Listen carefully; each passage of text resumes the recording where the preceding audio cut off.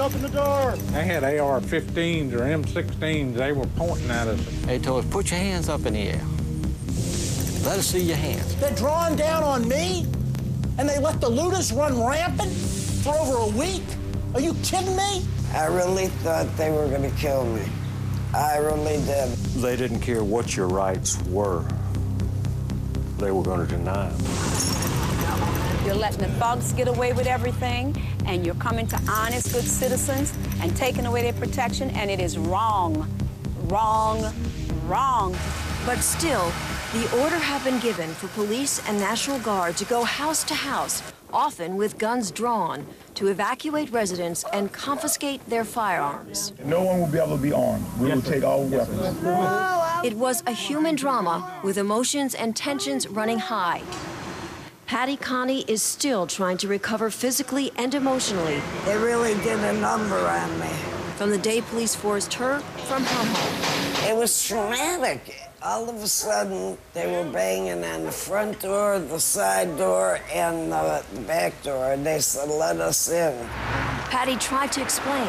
She was on dry land, she had plenty of food and water, and didn't want to abandon her dogs. But it didn't matter. If you see 6 or 8 police that look like linebackers pushing you in a corner, you're in shock.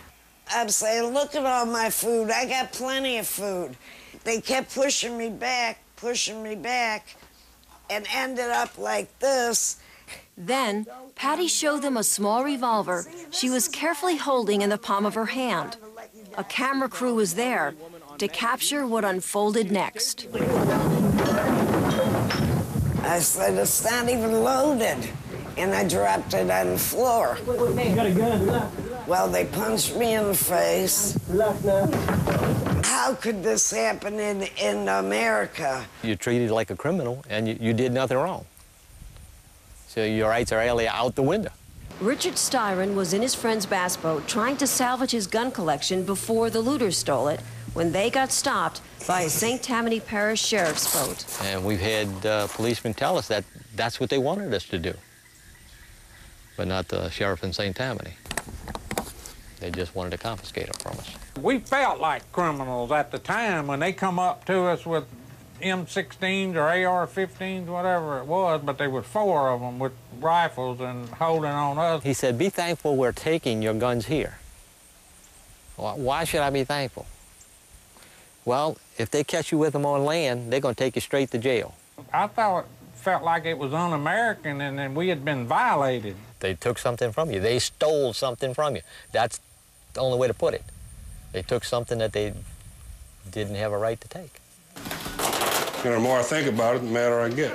Jim Richard's home was badly damaged by Katrina, but when he tried to save his gun collection, I had most of them stored up top. it too was confiscated by law enforcement. You know, they had no jurisdiction here.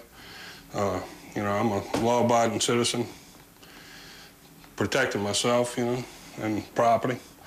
Yeah, they had no right to take. But the authorities didn't stop there. What I feel is that we're losing control of who we are as a nation. Robert Zoss was forced to evacuate when a tree destroyed both of his family's homes. Loaded with dogs, kids, people. Then, as they were exiting through downtown, the unexpected happened. These cops came out of nowhere, said stop, and asked, do we have weapons in the car? And I told him, yeah, I do. He said, get out the vehicle, had us all sit cross-legged in front while they searched the vehicle. But Robert couldn't believe what he watched police do next to his rifle and his friend's pearl-handled revolver. I saw them smash her gun given to her by grandmother, grandfather, just against the curb. The other things that they busted up, the .22 rifle they busted up, these were police officers that went too far. A breakdown in law and order. There was mayhem.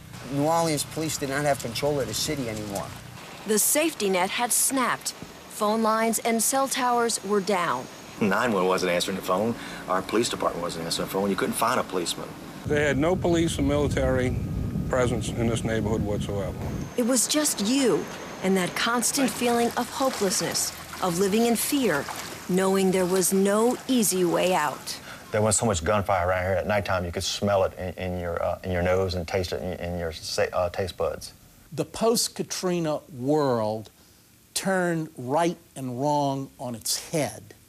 Looters ruled this city for over a week post-storm without fear of law enforcement. Your rights were just done away with.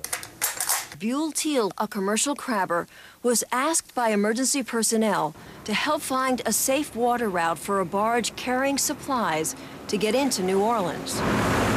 Then suddenly, a sheriff's boat with 5 officers on board, armed with automatic rifles, sped towards them. They didn't just have them pointed from their hip, they had them up at their shoulder and asked if we had any weapons on board. I told them yes, we had 2 weapons.